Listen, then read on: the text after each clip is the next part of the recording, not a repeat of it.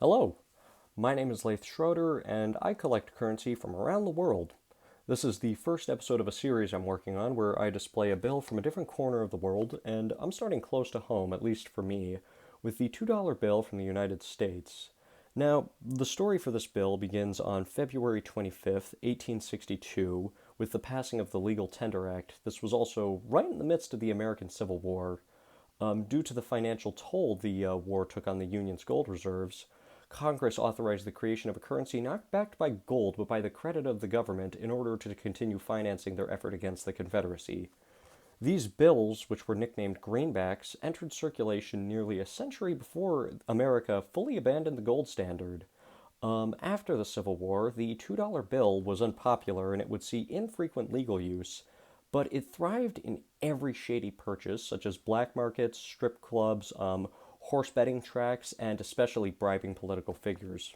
There was actually a superstition, I believe sometime in the late 1800s to the 1920s, that a politician having a $2 bill in their pocket was an indicator that they were a sellout, kind of like having a Tesla show in front of the White House. There were government efforts to get people to use the $2 bill, such as using it frequently to pay soldiers in World War II, but ultimately the superstition around it, combined with two just being an awkward denomination between the $1 and $5 bills, guaranteed that the $2 bill would be unpopular, and it was taken out of circulation in 1966. However, the $2 bill would re enter circulation in 1976 under the presidency of Gerald Ford due to two reasons: rising inflation, which the president declared the enemy of the American people, and the bicentennial. It cost the same amount of money to print a $1 bill as it did a $2 bill, so it was logical to help the government save money.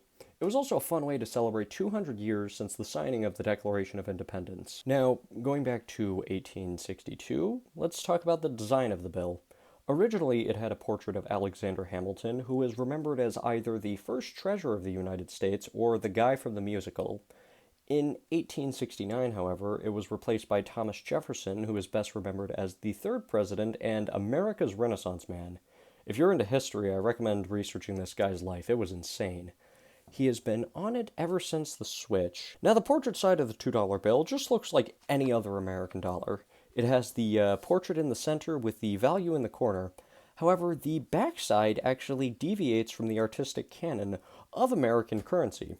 Usually, the other denominations of the dollar will depict a famous landmark, but this one is the only one to show a historical scene, which this is John Trumbull's famous painting of the signing of the Declaration of Independence. However, $2 bills before 1976 did follow the canon and depicted Monticello, which was Thomas Jefferson's private residence in Charlottesville, Virginia, which overlooks the town. There's a misconception that the $2 bill is difficult to acquire. They're actually pretty easy to get. Most banks have plenty of them on hand, and if you go with an equivalent amount of cash, they can just give you one of your own.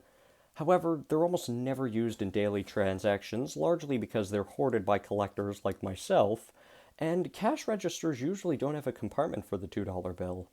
But if you ever find yourself in the United States or a handful of nations and territories in the Americas, the Caribbean, Southeast Asia, and Africa that use the dollar either officially or in response to a fiscal crisis, there's a slim chance that a green portrait of Thomas Jefferson can be found circulating across the local economy.